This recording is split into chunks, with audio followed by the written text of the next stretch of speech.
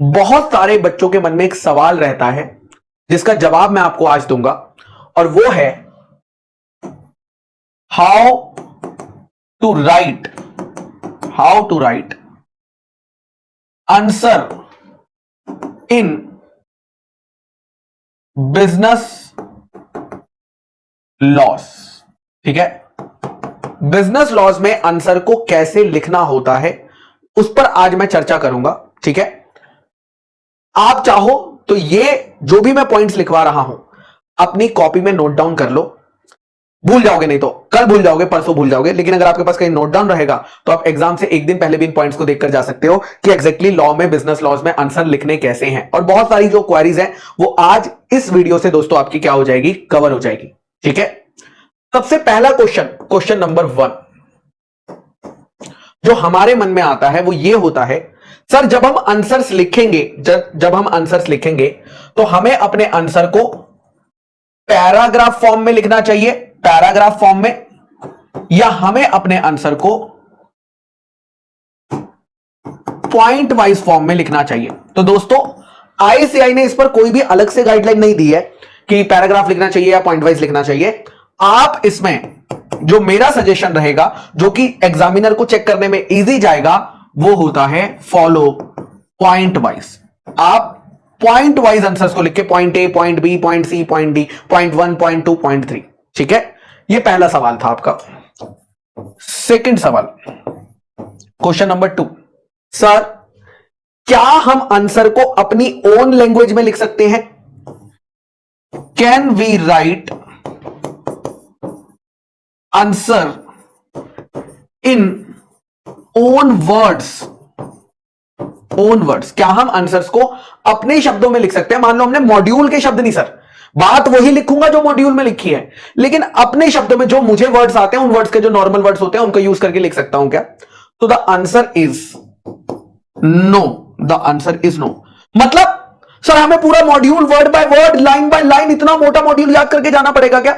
नहीं मेरे बच्चा, मैंने नो लिखा है इसलिए कि आप पूरा आंसर अपने वर्ड्स में नहीं लिखेंगे। आप क्या करेंगे, स्टूडेंट मस्ट फॉलो, स्टूडेंट को फॉलो करना चाहिए mix of ICI module words and own words.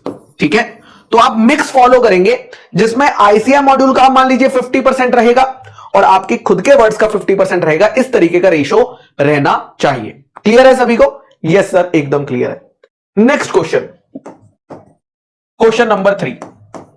Question number 3 है, sir is there any format of presentation, is there any format of presentation of answers? क्या आंसर प्रेजेंट करने के लिए कोई format follow करना पड़ेगा क्या? तो दोस्तों आईसीआई ने हमें कोई फॉर्मेट दिया नहीं है, तो मैं लेकिन आपको दूंगा। आपको जो फॉर्मेट फॉलो करना चाहिए वो फॉर्मेट क्या होगा दोस्तों? यहां पर आएगा, सबसे पहले देखो, अगर क्वेश्चन केस स्टडी क्वेश्चन है, कौन सा क्वेश्चन है? केस स्टडी क्वेश्चन, तो आप उसको 2 पार्ट में सॉल्व करेंगे। पहला पार्ट रहेगा प्रोविजंस में क्या लिखेंगे? जो कानून में सेक्शन दिए हुए हैं, सब सेक्शन दिए हुए हैं, यानी कानून में लिखी हुई बातें इस हेडिंग के अंडर आएगी। तो प्रोविजंस में क्या लिखेंगे?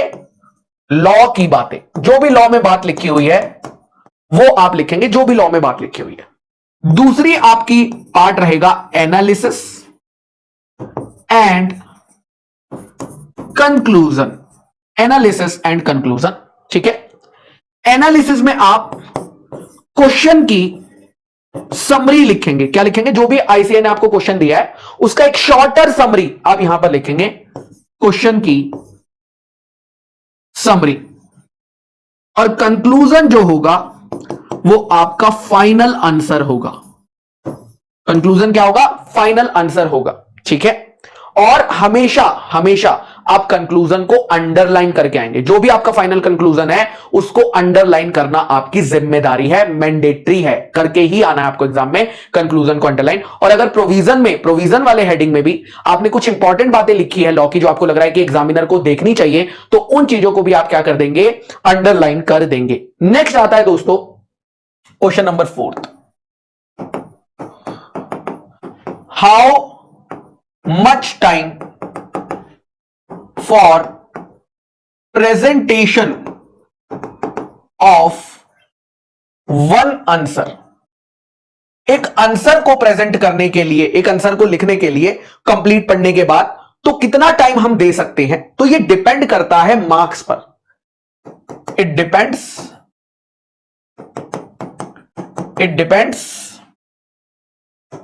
Upon mark. It depends upon mark. For example, अगर कोई क्वेश्चन 1 मार्क का है तो आपको उसके लिए मिलेंगे 1.7 मिनट। 1.7 मिनट। तो फिर 2 मार्क्स के लिए कितने मिलेंगे, 3 मार्क के लिए, 4 मार्क के लिए, 5 मार्क के लिए, 6 मार्क के लिए और 7 मार्क्स के लिए।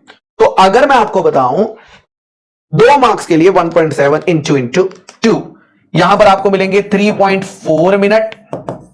ठीक है, यहां पर आपको मिलेंगे 5.1 मिनट, यहां पर आपको मिलेंगे 6.8 मिनट, यहां पर आपको मिलेंगे 8.5 मिनट, यहां पे आपको मिलेंगे 10.2 मिनट और लास्ट यहां पे आपको मिलते हैं 11.9 मिनट। तो दोस्तों ये टाइम आपको मिलेगा। तो जितने मार्क्स का क्वेश्चन है उतने मार्क्स से आपको पता चल जाएगा कि एग्जाम में आपको कितना टाइम मिला है लॉ के क्वेश्चन को सॉल्व करने के लिए। ठीक है, ओके सर। नेक्स्ट क्वेश्चन जो आपके मन में आता है क्वेश्चन नंबर 5। क्वेश्चन नंबर 5 है दोस्तों आप लोगों का, is it mandatory to write, is it mandatory to write section number in answer. क्या सेक्शन नंबर आंसर में लिखना मैंडेटरी है क्या? क्या सेक्शन नंबर आंसर में लिखना मैंडेटरी है क्या? तो the answer is no. The answer is no. Section number नहीं भी लिखा तो चलेगा, बट सेक्शन के अंदर जो बात कही गई है, जो भी बात उसमें लिखी थी, जो भी कानून में लिखा था, वो अच्छे से बताना जरूरी है। ठीक है, अच्छा, but it is advisable to write. Advisable है कि हां अगर आप मेहनत कर सकते हो तो लिखो, मना नहीं है। It is advisable to write section number, लेकिन यहां पर एक डेंजर वाली बात है, क्वेश्चन क्या, अगर आपको हल्का सा भी डाउट है कि मेरा जो मैं सेक्शन नंबर आंसर में लिख रहा हूं वो सही है या गलत है, अगर आपको डाउट हो रहा है तो प्लीज सेक्शन नंबर को आंसर में मत लिखिएगा।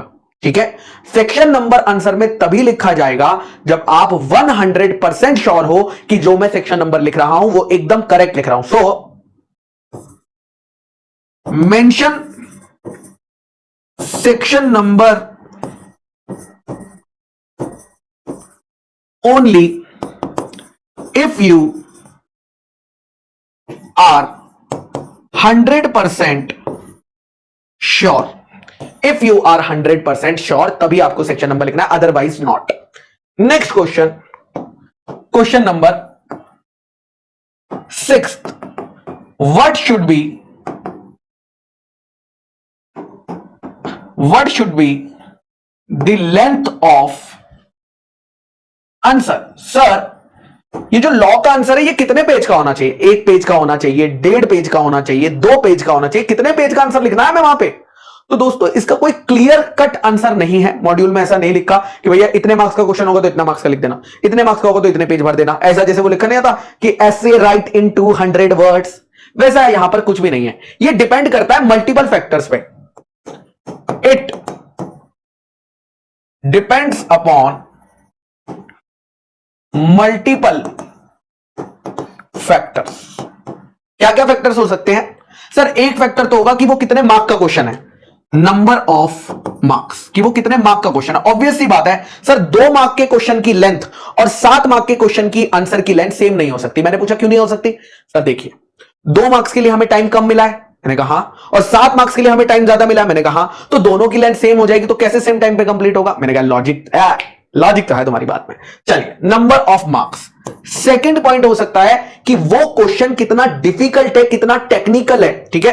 Then level of question, level of question. कई बार क्या होगा, क्वेश्चन का आंसर बहुत छोटा सा होगा, it will be very small in length, but उसका जो आंसर निकालने के लिए ब्रेन यूज होने वाला है, जो प्रोविजन की इंटरलिंकिंग यूज होने वाली है, करेक्ट, वो थोड़ी डिफिकल्ट होगी। तो वहां पर वो आपका ब्रेन टेस्ट कर रहा है, लेंथ टेस्ट नहीं कर रहा कि आपने याद करा हुआ है कि नहीं, वो याद कर रहा है कि क्या आप इस प्रोविजन को रियल लाइफ में अप्लाई कर पा रहे हो कि नहीं। तो वहां पर मैटर करता है लेवल ऑफ क्वेश्चन, टेक्निकलिटी, कितना टेक्निकल क्वेश्चन है, करेक्ट। उसके बाद आता है third, that is type of question, क्योंकि एग्जाम में आपको थ्योरी क्वेश्चन पूछे जाते हैं, नॉर्मली केस स्टडी क्वेश्चन पूछे जाते हैं। थ्योरी का ही एक पार्ट है, इसको मैं अलग पार्ट नहीं मानता हूं, बट आप लोगों को बताने के लिए कह रहा हूं।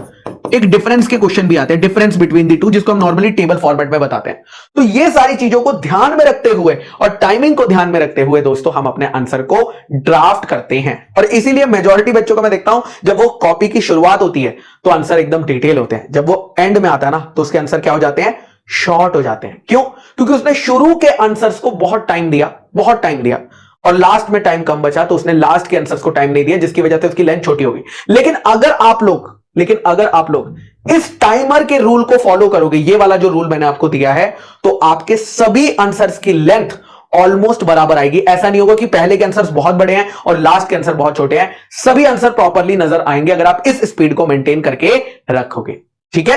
तो आई होप दोस्तों ये वीडियो आपके लिए हेल्पफुल रहेगा, है ना, और आपने नोट डाउन भी कर लिया होगा।